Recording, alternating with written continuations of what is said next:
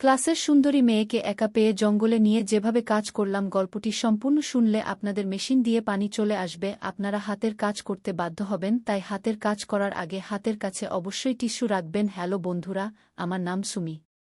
আমি 18 বছর বয়সী এবং এই বাড়িতে 2 বছর ধরে কাজ করছি। এই বাড়িতে মালকিন এবং তার ছেলে রাহুল থাকতেন। কিন্তু 8 মাস আগে মালকিনের মৃত্যু হয়েছে।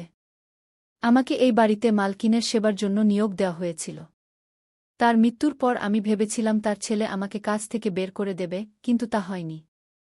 রাহুল আমাকে বলল, তুমি এখনও এখানে কাজ করতে পারো। এটা শুনে আমি খুব খুশি হয়েছিলাম, কারণ আমি গোপনে তাকে পছন্দ করি।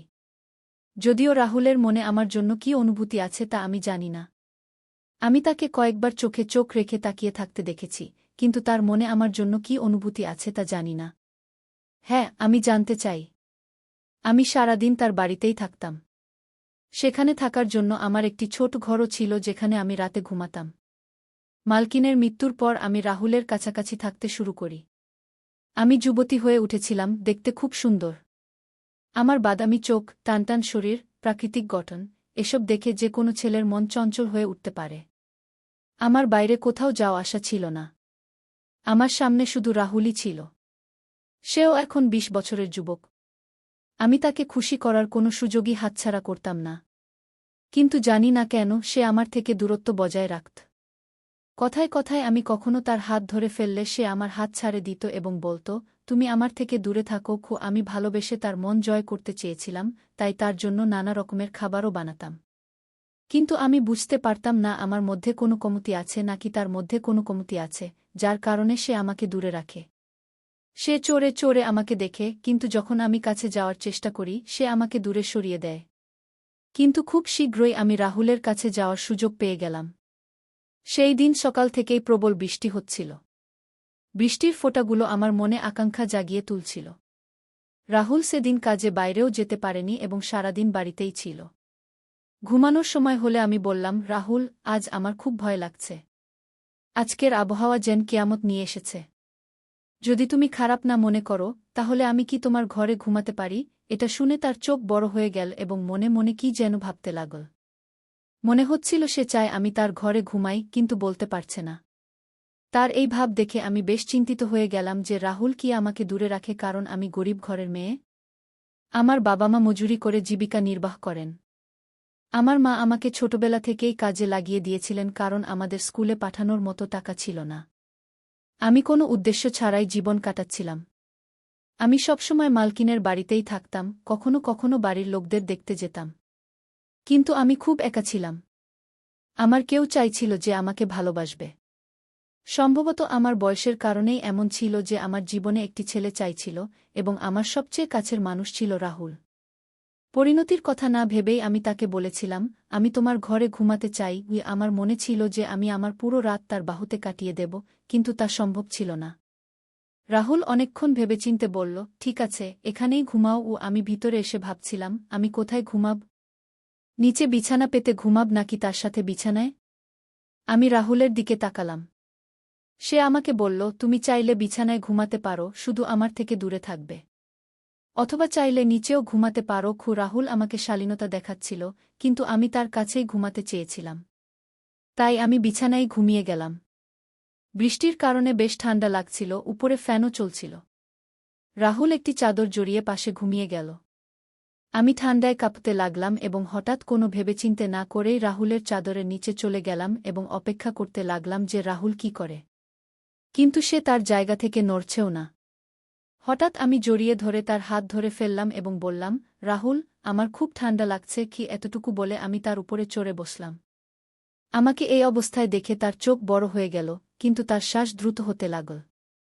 হবে না কেন?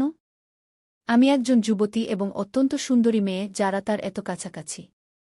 আমি বললাম, আমি আর থাকতে পারছি না রাহুল, আমি খুব একা। তুমি দয়া করে আজ রাতে আমার একাকিত্ব দূর করে দাও। আমি তার একদম কাছে চলে গেলাম এবং তার ঠোঁটে চুমু দিতে লাগলাম। এখন সেও বিহ্বল হয়ে পড়েছিল, কিন্তু তার মুখে আমি ভয় দেখতে পাচ্ছিলাম। আমি তার শার্টের বোতাম খুলতে লাগলাম, কিন্তু সে আমাকে থামিয়ে দিল এবং বলল, সুমি, দয়া করে এমন করো না। আমি লালচে চোখে তার দিকে তাকিয়ে জিজ্ঞাসা করলাম, কেন? আমি রাহুলকে তার মতো ভালোবাসার দৃষ্টিতে দেখতে শুরু করেছিলাম এবং ধীরে ধীরে তার বোতাম খুলতে শুরু করেছিলাম। কিন্তু যখনই আমি তার সব কাপড় খুলে তাকে দেখলাম, আমার চিৎকার বেরিয়ে গেল। আমি ভয় পেয়ে কাঁপতে কাঁপতে উঠে পড়লাম। আমার কোনো ধারণাই ছিল না যে আমি এমন দৃশ্য দেখব। আমার মুখ একদম লাল হয়ে গেছিল। আমি এক মুহূর্ত সেখানে থাকতে চাইনি। আমার হৃদয় এত দ্রুত স্পন্দিত হচ্ছিল যে মনে হচ্ছিল এটি বেরিয়ে আসবে। আমার শ্বাস দ্রুত হয়ে গিয়েছিল এবং তারপর আমি দৌড়ে তার ঘর থেকে বেরিয়ে গেলাম। মেইন গেট খুলে আমি বাইরে বেরিয়ে গেলাম এবং বৃষ্টিতে ভিজতে ভিজতে দৌড়াতে শুরু করলাম। আমি পাগলের মতো দৌড়াচ্ছিলাম এবং সেই দৃশ্য আমার চোখের সামনে ঘুরছিল যা এইমাত্র আমার সাথে ঘটেছে। বৃষ্টির জলের সাথে আমার চোখেও জল চলে এসেছিল। আমি রাহুলকে খুব পছন্দ করতে শুরু করেছিলাম। দৌড়ে দৌড়ে আমি আমার বাড়িতে পৌঁছে গেলাম। যখন আমার মা দরজা খুললেন, তখন আমাকে সামনে দাঁড়িয়ে থাকতে দেখে তিনি একদম বিচলিত হয়ে পড়লেন। তখনই আমার বাবা এসে বললেন, "কি হয়েছে বেটা, এত রাতে এভাবে দৌড়ে কেন আসছ? সব ঠিক তো?" আমার বাবা আমার মাকে ডান্ডাতে শুরু করলেন যে, "তুমি কতবার বলেছি যে এই যুবকের সাথে বাড়িতে কাজ করিও না, কিছু উঁচুনিচু হয়ে যাবে। কিন্তু তুমি আমার একটি কথাও শোনোনি এবং আজ দেখো কিভাবে সে দৌড়ে বাড়ি এসেছে কি।" তখন আমি লক্ষ্য করলাম যে আমার শার্টের বোতামও ঠিকমতো লাগানো ছিল না। আমার চুলও একদম ছড়ানো ছিল। কেউ দেখলে এটাই ভাববে যে আমার সাথে কিছু খারাপ হয়েছে। আমার মা আমাকে ঘরের ভেতরে নিয়ে গেলেন এবং জোরে জোরে কাঁদতে শুরু করলেন। তিনি বললেন, "এটা কি হয়ে গেল?" আমি তাদের কিছু বলতেও পারছিলাম না। কিছু সময় পরে নিজেকে সামলে নিয়ে আমি বললাম, "আজ রাতে আমার সাথে যা ঘটেছে, যখন আমি ১৬ বছর বয়সী ছিলাম, তখন থেকেই আমার মা আমাকে এই বাড়িতে কাজে লাগিয়েছিলেন, কারণ বাড়ির মালকিন খুব অসুস্থ ছিলেন। তখন রাহুল প্রায় ১৮ বছর বয়সী ছিল। আমি ধীরে ধীরে যুবতী হয়ে উঠছিলাম। মালকিনের ছেলেকে দেখে আমার মন চঞ্চল হতো, কিন্তু সে কখনো আমার দিকে তাকাত না এবং সর্বদা তার কাজে মগ্ন থাকত। কাজ করতে করতে আমি জানতে পারলাম যে বাড়িতে একটি বেসমেন্ট আছে। রাহুল তার কাজ শেষ করে বাড়ি আসত এবং তারপর বেসমেন্টে চলে যেত। সে ঘণ্টার পর ঘণ্টা সেখানে বসে থাকত। বেসমেন্ট থেকে অদ্ভুত শব্দ আসত এবং কিছু ধোঁয়া লাগত। প্রথমে আমি ভাবতাম যে রাহুল নিচে বসে নেশা করে, কিন্তু যখন সে আমার কাছে আসত, তখন তাকে দেখে মনে হতো না যে সে কোনো নেশা করেছে। সে একদম স্বাভাবিক লাগত, কিন্তু খুবই বিচলিত মনে হতো। আমি সবসময় তার উপর নজর রাখতাম, কারণ সে আমার পছন্দ ছিল। একদিন মালকিন ঘুমিয়ে পড়েছিলেন এবং রাহুল বেসমেন্টে ছিল। সেই সুযোগে আমিও বেসমেন্টের ভিতরে চলে গিয়েছিলাম। আমি সেখানে দাঁড়িয়ে দেখলাম রাহুল শার্ট ছাড়া ঘরে কি করছে। তার পিঠ আমার দিকে ছিল।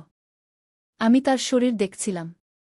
হঠাৎ আমি তার কাছে চলে গেলাম এবং তার পিঠে হাত রাখলাম। রাহুল একদম উত্তেজিত হয়ে উঠল এবং আমাকে ডান্ডাতে শুরু করল, "তুমি এখানে কি করছ? এখান থেকে চলে যাও।" তারপর সে তাড়াতাড়ি তার শরীর ঢেকে নিল এবং আমি তার শরীর দেখতেই পেলাম না। শার্ট পরার পর সে আমার দিকে ঘুরে বলল, "তুমি এখানে কি করছ? আর তুমি আমাকে হাত কেন লাগালে?" সে খুব রাগ করে বলছিল, কিন্তু তার চোখে আমি ভালোবাসা দেখতে পাচ্ছিলাম। আমি তৎক্ষণাৎ তার কাছে চলে গেলাম এবং তার ঠোঁটে চুমু দিয়ে বললাম, "আমি তোমাকে মিস করছিলাম, তাই দেখতে এসেছি।" আমার এই আকস্মিক আক্রমণে সে ঘাবড়ে গেল এবং বলল, "এসব কি?" কিন্তু তার শ্বাস দ্রুত হয়ে গিয়েছিল। সে আমার হাত ধরে টেনে বাইরে নিয়ে গেল এবং বলল, "নীলম, আর কখনো বেসমেন্টের ভিতরে আসিও না।" এত বলেই সে বেসমেন্টের দরজা বন্ধ করে দিল। আমি সেখানে দাঁড়িয়ে তাকিয়ে রইলাম। আমি একদম বুঝতে পারলাম না যে শেষ পর্যন্ত কি হল। যখন রাহুল আসল, তখন আমি তাকিয়ে তাকিয়ে তার দিকে দেখছিলাম যে শেষ পর্যন্ত আমাকে বেসমেন্ট থেকে এভাবে বের করে দিল কেন। তার চোখে আমি একটি আফসোস দেখতে পাচ্ছিলাম। সে আমাকে তার কাছে ডেকে বলল, "দেখো, এসব ঠিক নয়। তুমি আমার থেকে দূরে থাকো।" তারপর থেকে রাহুল যখনই আমাকে দেখত, মনে হতো সে আমাকে চায়, কিন্তু জানি না কেন সে আমাকে তার কাছে আসতে দিত না। গ্রামে আমাদের নিজের জমি ছিল। জমি একদম কম ছিল। এই কারণেই বাবা গ্রাম ছেড়ে শহরে চলে এসেছিলেন। বাবা মজুরি করতে শুরু করেছিলেন এবং আমার মা মানুষের বাড়িতে কাজ করতেন। আর্থিক অবস্থা উন্নত করার জন্য আমার মা আমাকে কাজে লাগিয়েছিলেন। এখানে আমাকে থাকা খাওয়া ছাড়া ৫০০ টাকা দেওয়া হতো। সম্ভবত আমরা গরিব, এই কারণেই রাহুল আমাকে নিজের থেকে দূরে রাখে। কিন্তু বলে না কি, যখনই আমাদের কোনো কাজ করতে মানা করা হয়, তখন আমাদের সেই কাজ করার ইচ্ছা হয়। যখনই সুযোগ পেতাম আমি বেসমেন্টে গিয়ে উকি দিতাম। রাহুল যদি দেখে ফেলত, আমাকে খুব ডাকাত। একদিন সাহস করে জিজ্ঞেস করলাম, তুমি সেখানে কি করো? সে আমার প্রশ্নের কোনো উত্তর দিল না। এখন সে বেসমেন্টের দরজাও বন্ধ করে দিত। কিন্তু আজ আমি যা দেখলাম তা আমার হৃদয় বিদারক ছিল। আমি রাহুলের খুব কাছাকাছি ছিলাম এবং তার শার্ট খুলতেই যা দেখলাম তা দেখে আমি ভয়ে কেঁপে উঠলাম। এটাই কি কারণ ছিল যে সে বেসমেন্টে সময় কাটাত এবং শুধু ঘুমানোর জন্য উপরে আসত? শেষ পর্যন্ত এই সব দৃশ্য কি? আমার মা-বাবা কাঁদছিলেন। নিজেকে সামলে নিয়ে আমি বললাম, মা, রাহুল কিছুই ভুল করেনি। আমি তোমাদের মিস করছিলাম। সারাদিন এমন ভয়ঙ্কর বৃষ্টি হচ্ছিল যে আমি একটা খারাপ স্বপ্ন দেখলাম এবং স্বপ্ন ভেঙে যেতেই আমি দৌড়ে তোমাদের কাছে চলে এলাম। রাহুল ভালো ছেলে, সে কখনো আমার দিকে খারাপ দৃষ্টিতে তাকায় না। গিয়ে আমার কথা শুনে আমার পরিবার স্বস্তির নিঃশ্বাস ফেল, কিন্তু আমি তাদের সত্যি বলিনি। সত্য বলার সাহস আমার ছিল না। এর ফলে পরের দিন তারা আমাকে আবার কাজে পাঠিয়ে দিল। সকালে কাজে এসে দেখলাম রাহুল বাড়িতেই আছে। সম্ভবত সে আমার জন্য অপেক্ষা করছিল। আমি তার সাথে কোনো কথা না বলে সরাসরি বাড়ির কাজে লেগে গেলাম। রাহুল আমার আশেপাশে ঘুরছিল। সে ভেবেছিল আমি তাকে কোনো প্রশ্ন করব, কিন্তু আমি কোনো প্রশ্ন করিনি। আমি তার প্রতি ঘৃণা বোধ করতে শুরু করেছিলাম। সন্ধ্যা পর্যন্ত সে আমার পিছে ঘুরতে থাকল। যখন আমার সব কাজ শেষ হয়ে গেল, হঠাৎ সে আমার হাত ধরে ফেলল। সে বলল, আমি তোমাকে সব বলবো, তুমি শুধু বসো। আমি তার দিকে তাকাতে লাগলাম। আমি তাকে পছন্দ করতে শুরু করেছিলাম, কিন্তু কাল রাতের পর আমার হৃদয় ভেঙে গিয়েছিল। এখন রাহুল কথা বলতে শুরু করল। সে বলল, যখন আমি 16 বছরের ছিলাম তখন ভুল সঙ্গতিতে পড়ে গিয়েছিলাম। বন্ধুর সাথে ভুল জায়গায় যেতে শুরু করেছিলাম এবং সেখানে মহিলাদের সাথে রাত কাটাতাম। আমার বাবা ছিল না, আর মা খুব অসুস্থ থাকতেন, তাই আমাকে থামানোর কেউ ছিল না। যৌবনের জোশে বিভিন্ন মেয়েদের সাথে সম্পর্ক করতাম। আমার ক্লাসে একটি মেয়ে ছিল যে খুব সুন্দর ছিল। আমি আর আমার বন্ধু তাকেই পেতে চাইতাম এবং আমাদের সুযোগও হয়ে গিয়েছিল। আমরা তাকে জোর করে ধরে নিয়ে গিয়েছিলাম এবং একটি ঝুপড়িতে নিয়ে এসেছিলাম। আমরা সবাই মিলে পালা করে তার সাথে ভুল কাজ করেছিলাম। সে খুব কেঁদেছিল, কাকুতিমিনতি করেছিল যে তাকে ছাড়ে দিই, কিন্তু আমরা দয়া করিনি।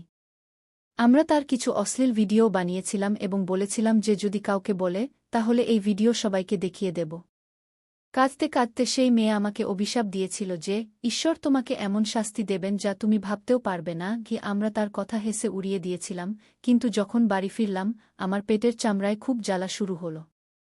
আমি ভেজা কাপড় দিয়ে পেট ঢেকে রেখেছিলাম।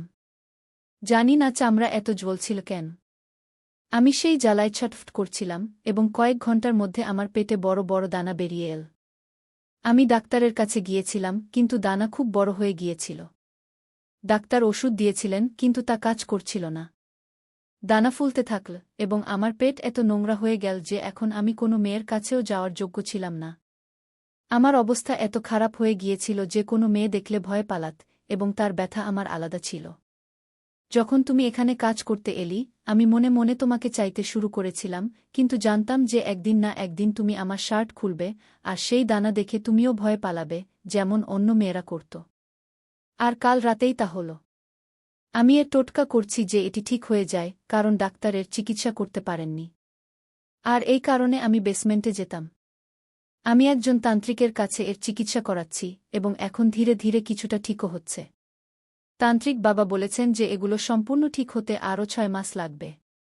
তার এইসব কথা শুনে আমি একদম হতবাক হয়ে গিয়েছিলাম। আমি রাহুলকে ভালো ছেলে ভাবতাম, কিন্তু সে তার জীবনে এত ভুল কাজ করেছে। রাহুল বলল, আমি আজও সেই মেয়েটির খোঁজ করছি যে আমাকে অভিশাপ দিয়েছিল। আমি তার পায়ে পড়ে ক্ষমা চাইতে চাই। আমি জানি সে আমাকে কখনো ক্ষমা করবে না, কিন্তু অন্তত আমার হৃদয়ের বোঝা কিছুটা হালকা হবে। আমি তাকে অনেক খুঁজেছি, কিন্তু সম্ভবত সে মেয়ে শহর ছেড়ে চলে গেছে। প্রায় 6 মাস পর ধীরে ধীরে রাহুল এই চিকিৎসায় সম্পূর্ণ সুস্থ হয়ে গেল। আমি এতে রাহুলের অনেক সাহায্য করেছিলাম, এবং তারপর রাহুল আমার হাত ধরে বলল, আমি আমার জীবনে যে সব ভুল করেছি তা শুধরে নিতে চাই। আমি তোমাকে বিয়ে করতে চাই যাতে তোমার জীবনও সুন্দর হয় এবং আমিও তোমার সাথে সুখে শান্তিতে জীবন কাটাতে পারি। সে আমার বাবা মায়ের কাছে আমার হাত চেয়ে নিয়েছিল এবং তারাও খুশি মনে আমাকে তার হাতে তুলে দিতে রাজি হয়ে গিয়েছিল। রাহুল সম্পূর্ণ সুস্থ হয়ে উঠেছিল এবং সে তার শিক্ষা নিয়েছিল যে মেয়েদের সম্মান করা উচিত, তাদের সাথে জোরজবরদস্তি করা উচিত নয়। আমরা একটি শব্দ সমাজে বাস করি এবং আমাদের